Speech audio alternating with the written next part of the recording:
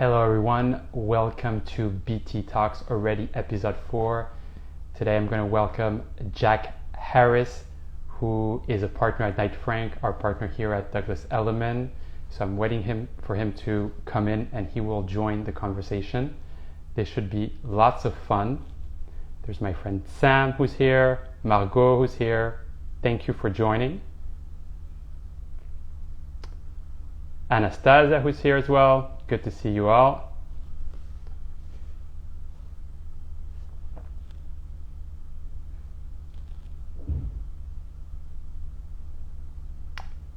The Knight Frank team is here.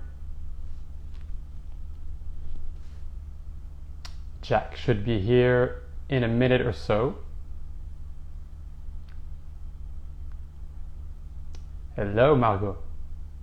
Thank you for being here. Appreciate it a lot. Those who don't know Margot, please connect with her. She's the best.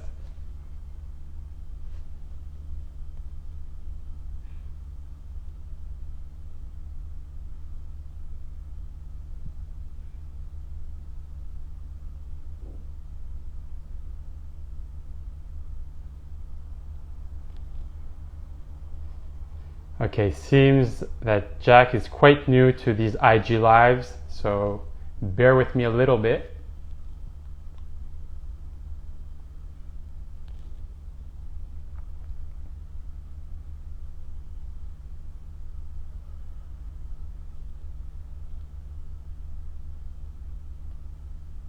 Thank you, Margot.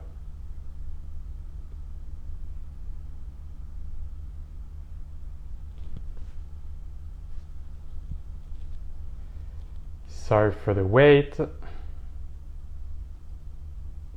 There he is. Jack Harris is in the house. All right.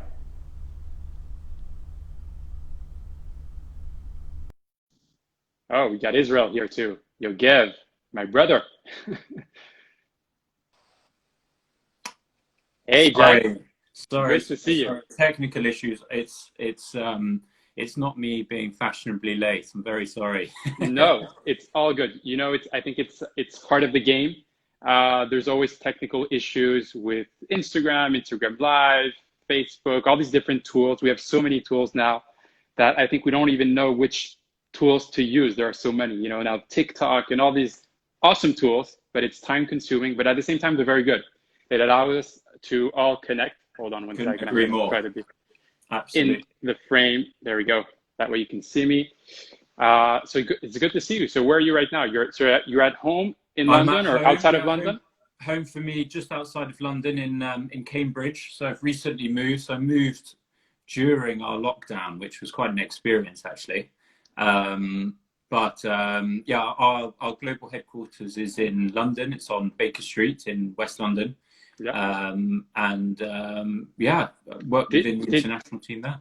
Did you move because you needed more space, or you just wanted to be out of the city? Was it related to that, or you just had a move that was planned? It's timeless. A good question. A little bit of both. We were really lucky when we were in London. We had a little bit of outdoor space. I think that we would have had a tough time during our lockdown experience, but a bit more space.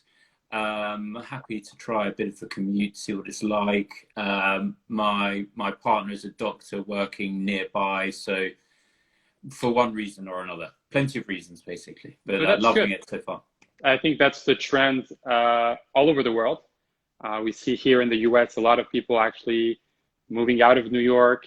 A lot of coming to South Florida, but also a lot are going in the suburbs in upstate New York, in the Hamptons or other places because they just feel they need more space. A lot of people going towards houses, but there's still a lot of demand for bigger apartments. So it's an interesting time. Yeah, no, absolutely. Are you finding that? Are you finding people are changing their mindset of what they're up to in terms of whether they want more outdoor space, whether they want to be closer to parks, etc.? Yeah, so I think the big trend that's going on all over the world is it's not just space. I think people, they are prioritizing their lifestyle, and there's a lot of trends in the work area. So a lot of people now, are working from home at least 50% of their time. Yeah. I don't think offices are going to go away. I think it's just going to change. They're going to be much better. There's going to be, everything is going to adapt to also technology. There's health centers that are going to be a little bit everywhere. I know in Miami, at least, downtown Miami, they're building incredible new buildings and centers that are adapted. Here's Maria from Dubai. Yeah. Thanks for joining, Maria. You're on the next BT Talk, Maria. So we have to talk, but soon we'll be talking about Dubai. A place that I love, but I haven't been yet. So I'm planning to go to Dubai at some point. It's almost as good as France. Nothing beats France. Come on. I mean, France is amazing. Exactly that. I think France is an amazing country. I grew up in Paris. I travel. I don't know all of France, but I know a big part of France. It's just a beautiful country. It's just a different culture, at least on a professional level. And you might know that because you work with France and you're based in London. And I know also very well London and the UK, and I work a lot with people in the UK, and it's a very different mentality and way of doing things. So I think it's very interesting because, yeah. Yeah, no, I'd agree entirely. It's a great place to be working. It's a dynamic market. It's one that it's ultimately it's a market which is filled with some of the most sensational properties you can come across. That is for sure. But it's a real market of luxury. People don't need to do what they're doing down there. They just want it. Yeah. It's it's all with the heart, a little bit of the mind in there as well. I know Maria. I know that Maria does love the south of France. It's the best. Yeah. No, I know that she's been down to Saint-Tropez, and I gave her some hints. I'm not sure whether they were necessarily that useful, but. I have a question. Do you also, so obviously we're going to come to, the market in France, not just south of France, but also Paris. There's also a part of France, if I can say, I mean, not a lot of people know of it or have been, but which is an amazing part. And I don't know if you do that area as well, which is Corsica, which is in between Italy and France and is really a stunning place. I mean, I'm very lucky to be able to go there often, but it's just a very magical place. And do you have clients asking for Corsica as well, or is it just south of France? Corsica is in a market that we cover for one or two reasons, not for any in particular. It is somewhere that everyone always says is magical, and I'm yet to go there myself. I know that it has a lot of sort of similarities to some of the Balearic Islands as well, and that's exactly peacefulness and that sort of slightly rugged coast. But it's not somewhere that we can help with at the moment. I would always say to people, if in doubt, get in touch, because France is such an enormous place. And I think you probably come across it as well, whereby someone says to you, can you help here? And you say, I'd love to, but that's, it's a couple of hours away from here, and it's not that straightforward.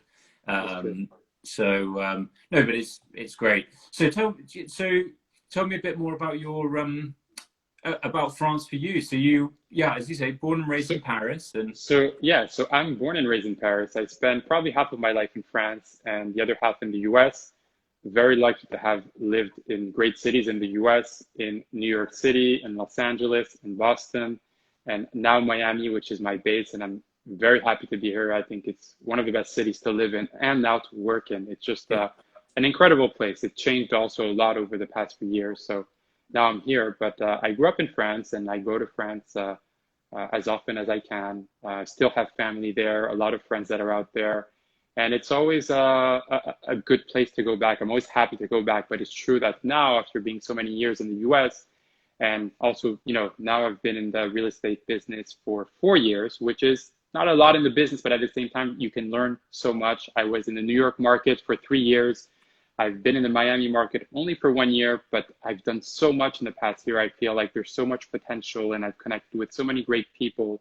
And I truly believe in Miami and South Florida, in becoming a global city. And a lot of people are going to come here, and over the next 10 years, even 5 years, there's a lot of growth here.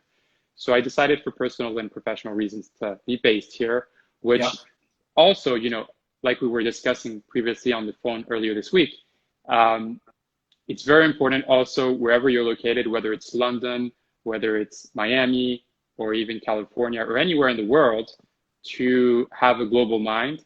And I always say globally connected. People see me hashtag it. People like, because I think it's important as So being true, yeah.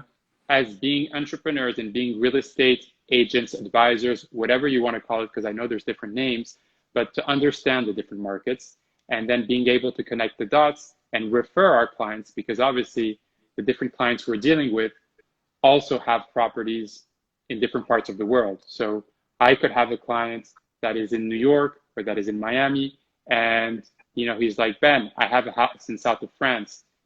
I'd like to sell it for X, Y reason. Can you refer me to someone you trust and you want to work with?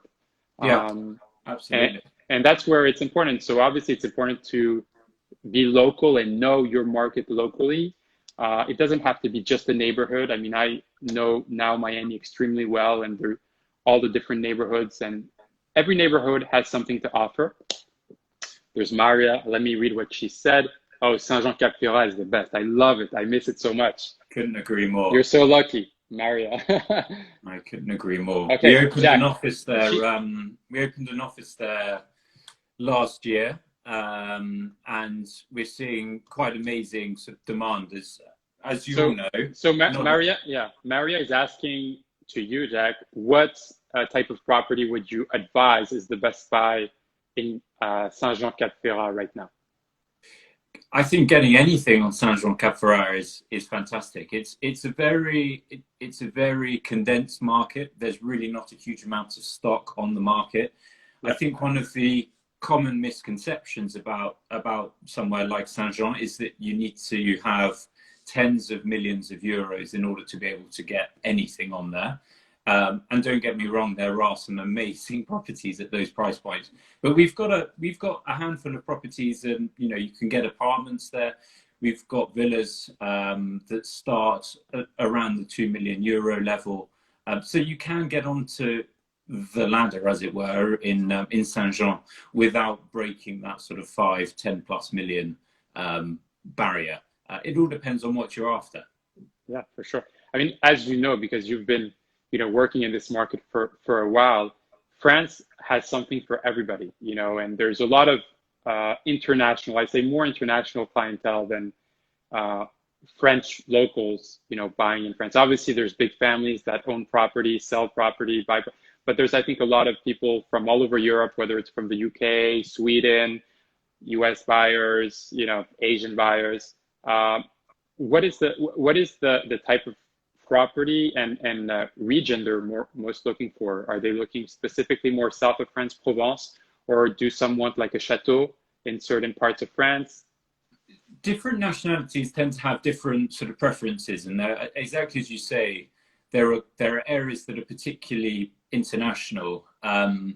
One of the interesting, and I'll just go off on a bit of a side route, that during lockdown, what was really encouraging is that there was a sort of phased easing of lockdown in France, and France being internally out of lockdown, we saw a huge rush of French buyers.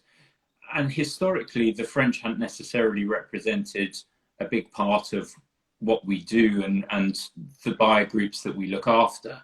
But as a result, we're seeing sort of 30, 40, 50% of our buyers now are French, and the rest are typically from within Europe. So before I forget, because I have, Margot, who is an amazing friend and mortgage broker here in the US, she does all markets here. She's asking, how difficult is it for foreigners to purchase in France right now? So there are no particular barriers to entry. There aren't any nationalities per se that can't buy there. The main difficulties really is whether people can get there to undertake their research and sign contracts and things like that. Typically, at the moment, we're seeing a lot of people from further afield getting into France, and not just France, elsewhere across Europe as well. So anyone can do it. And one of the good things now as well for France and the European market as a whole is there is and I think I'm going naturally onto her next question. There you go. Obtaining financing is something that can be done. Different nationalities have different barriers themselves. The US, interestingly, US buyers can have difficulties purchasing in France, and there are reasons why. Whenever I have a US buyer, I typically introduce them to Knight Frank Finance, and we work very closely with private banks, essentially, who are able to find the various routes in order to be able to obtain the best opportunities. And at the moment, there are some amazing finance opportunities across Europe. So you find a lot of your clients that are buying these prime properties, I mean, you know, that go, do you find a lot of people buying properties that are in the 10 million plus, or are people buying 2 million, 3 million? The most liquid market in terms of where we see the most activity is probably from about 1.5 to 4 million. Anything from 5 to 10, naturally there are fewer people with those funds. Encouragingly, we have seen a lot of activity in particular markets. Saint-Tropez itself, we're seeing good demand at 5 plus, and Cannes at the moment has a huge amount of activity. At the 10 million plus euro level, there are people about, not as many as there might have been historically. And Knight Frank recently released the sort of an overview of what prime markets were doing around the world. And generally that sort of super prime market has cooled and has slowed down slightly. But it will come back. You know, people love the south of France. People will continue to come to the south of France. People will enjoy the south of France, and we have Chris Boswell, our friend who's here. Chris, thank you for joining. Yes, 10 million euros plus. That's what it's about. that's his bread and butter. Yeah, Saint-Tropez is amazing. I mean, Saint-Tropez, I haven't been in a few years, but it's an amazing place. Everybody keeps going down. So why is it that, I mean, obviously there's a lot of beautiful places in south of France, but Cannes, Saint-Tropez is always fashionable. What is it? Is it? I think it's one of those, it's part of the sort of route that a lot of people like to take around the Mediterranean, Saint-Tropez, and Cannes, and the ports in Ibiza and in Mallorca and in sort of Greece, etc. as well. They have a huge amount of appeal that has just sort of continued. I think it's accessibility. Nice Airport is very practical, amazing. Yeah. And people can get in and out of it so easily. And one of the things that I think it isn't necessarily so known, but Saint-Tropez and Cannes invest a huge amount of money and put in very strict laws to make sure that it keeps its charm, its character, its international appeal. That is true. Yeah. So yeah. Yeah, so Maria is saying she loves Paris too. So Paris is my hometown. It's the major city. It's very different from the south of France, or you know, the outskirts of Paris. Or so do you work a lot also, you know, in Paris, or do you do, you know? So we have personally my focus is more so on the southern stretch. Yeah. Within our department, we have a Parisian desk. So we work in association with a company there called Juno Immobilier and Juno Fine Properties. Yeah. I think they have sort of 10 plus offices now across Paris, an exceptional outfit. And some of the properties that they have on the market are incredible. There's one that's got quite a lot of social and media attention recently, a duplex penthouse overlooking the Eiffel Tower. Yeah, that is priceless. When you have a view on the Eiffel Tower, that is priceless. But I have to say, south of France is, and Chris was saying actually, south of France is amazing. Lake Como, which I haven't been yet, and hopefully in 2021 I'll go there. It's supposed to be also incredible. Lake Como in Italy. Yeah. When you're there, let me know. I'll hook you up with we've got an associate office there as well in Lake Como in Italy. So sure. Let me know. For sure, I will. So how do you see right now? You know, do you see Parisians? I mean, so you know the market in Paris. You obviously focus on south of France, but do you see a lot of movement from Paris leaving Paris, like New York? People are leaving New York to come to Miami, South Florida, or is it different? A little bit, and I think in terms of what we were seeing and that sort of flow that sort of gradual easing of lockdown, we did start to see a lot of Parisians looking outside of France, sort of outside of Paris. They look at different areas though. They don't necessarily go to all of the same areas that the international crowd go to. You find a lot of Parisians in Saint-Tropez and Cannes and markets on that sort of Mediterranean coast. You'll also find them on the Western and the Atlantic coast there as well. Mm-hmm. So in and around Ile de Ré and Biarritz and those markets there. So different buyer groups have different attractions. You'll find that US buyers, for example, have a huge affinity to what I would call sort of typical Provence, and that sort of rolling hillside and the lavender fields and the vineyards. And perhaps they're not necessarily as fazed by the Mediterranean coast, because there's beautiful coast around the US.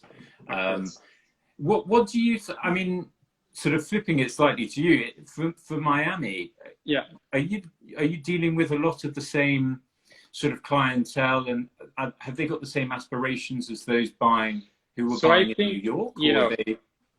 Miami is definitely, if I can say, the South of France, Côte d'Azur, Riviera, however you want to call it, of the US. I think it's very appealing to a lot of people. Obviously, right now, because of travel restrictions, there's a lot of people from abroad that can't come, but we have a lot of people actually from the Northeast, New York, Boston, Washington, Chicago, and now actually a lot from California, from the West Coast, believe it or not.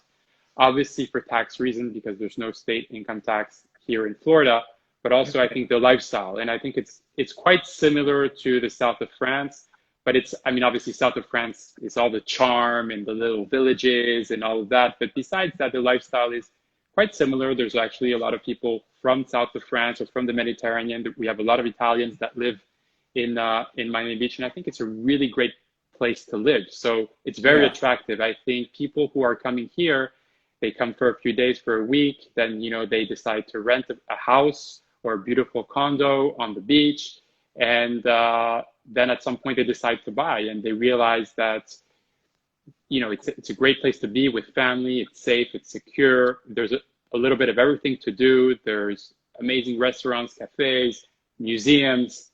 There's a lot to do.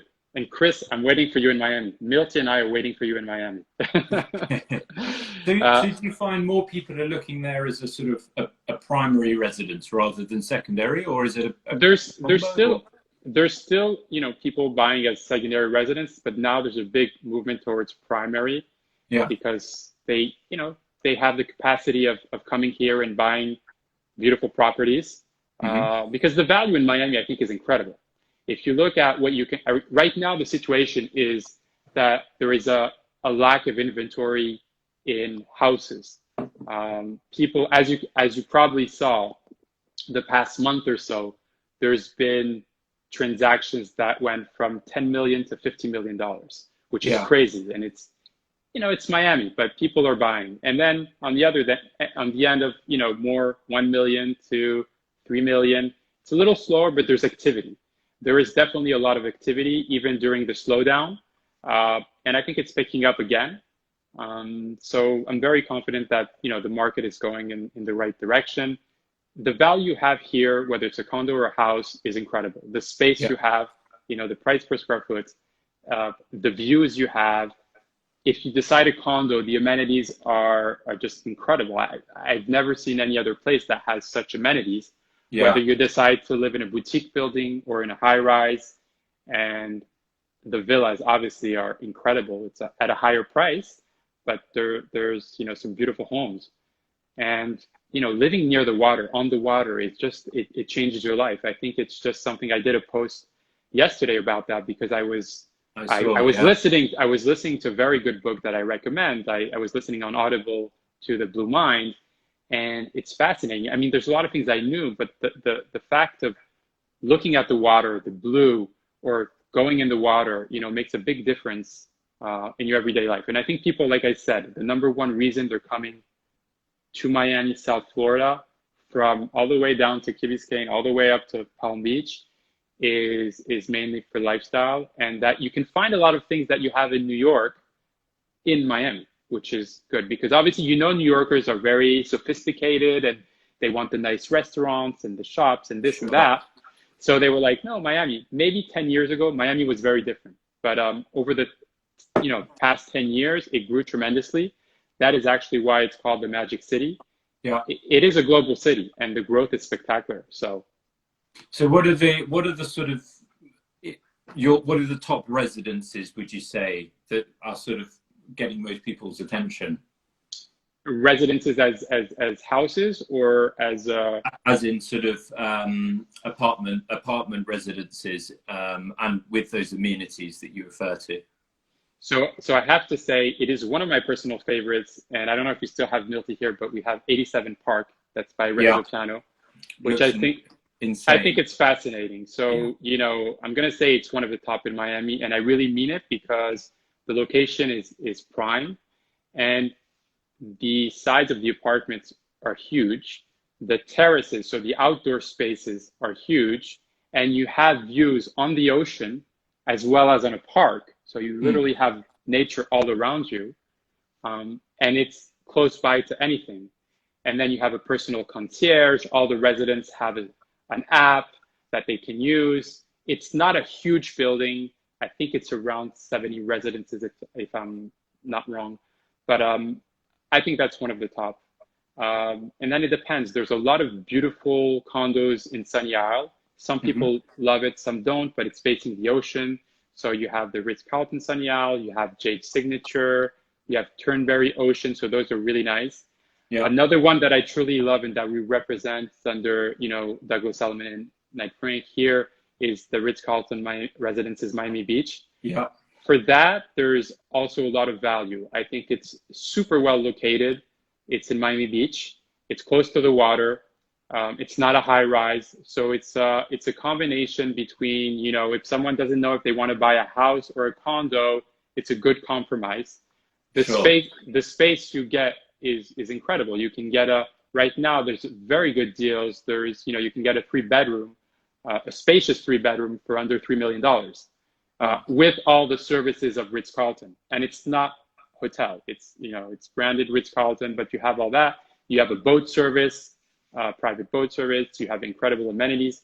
So I think these are great. I mean, again, there are some that stand out, but overall, all the new developments are quite unique in Miami. And that's what makes Miami. There's also downtown. If you're more into downtown Brickell, downtown is the next neighborhood that's growing tremendously. There's 1000 Museum by Zaha Hadid. So all the Starchitect buildings are fantastic.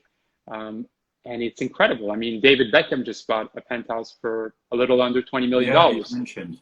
Paul Pogba, also another soccer player, bought another property there. So there's getting a lot of attention to these buildings. But the beauty of all this is that there is something for everybody in Miami. And that's why, that's why I'm always, preaching, I'm like, move to Miami. And I think you don't know until you come here. And I don't even need to sell anything about that. It's just the quality of life is incredible. So, yeah. So that's what makes Miami. Excellent. Well, I have been to Miami very, very, very, very briefly. So as and when I'm able to next travel out to towards the US, so hopefully you can make it to Art Basel. Chris is saying he'll probably make it to Art Basel. Yeah. Hopefully, if all the travel restrictions are out. Hopefully Maria also, she was supposed to come to the US. She couldn't come before. And we'll have a good group of cool people down here in Miami. Absolutely.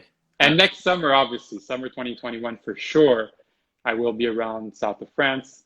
Usually I go every summer. I have family and friends and all that, so it's nice. But Maria is so nice. Anastasia also. No, too nice. Yeah. I'm worried. So we have good people here that tuned in. She's gonna come soon. Excellent. So that's great. Absolutely. Well, give me a shout the next time that you're down in the south of France as well. We'd love to be able to, arrange for you to go and see some of our listings down there. We have several agencies covering, much of France, 30 plus in total around France. So we'd love to. I love that. I'm like, I always tell people, I'm so passionate about this business. I'm like a kid when I go see properties. And it doesn't matter if it's in Miami or in south of France or in New York or in London, just properties. It's like, you're like a kid. So, I mean, that's fashion. So, and I think all the great people that I work with, that we work with together are also, passionate people. And that's what makes our business a great business. Couldn't agree more. Couldn't Yeah. agree more. Absolutely. Very, very cool. Well, thank you so much, Jack, for Not at all. joining this BT talk. I appreciate it. Not at all. You're one of all the very, special guests, and I'm looking forward to maybe why not do another talk in the, very near future, because it's not, I think, just one appearance. I think, it's having great people and having great conversations and having fun and educating people on what we do, how we do it, where we live, why we do it. And, it's not, there's a lot of things happening in the world, but it's not the end of the world.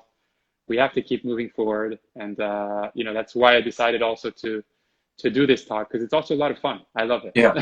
No, I couldn't. I mean, one of the things that, exactly as you alluded to right at the start, the beauty of social media is that it means that we can connect so easily. And anyone who's watching, I would urge them, if they ever want to talk about anything to do with property in France, even if they're very early stages or if they know exactly what they want, would love to help. So whenever, get in touch. So if you're not connected with Jack, you can follow him at Your French Advisor, if I'm correct. There you go. But guys, thank you so much for tuning in. This chat is going to be in my feed. So in case you didn't see all of it or you would like to see it again, you can watch it in my feed. And until next time, thank you so much. Thanks so Jack, much. thank you. Thank you guys for being there. Cheers. See you guys.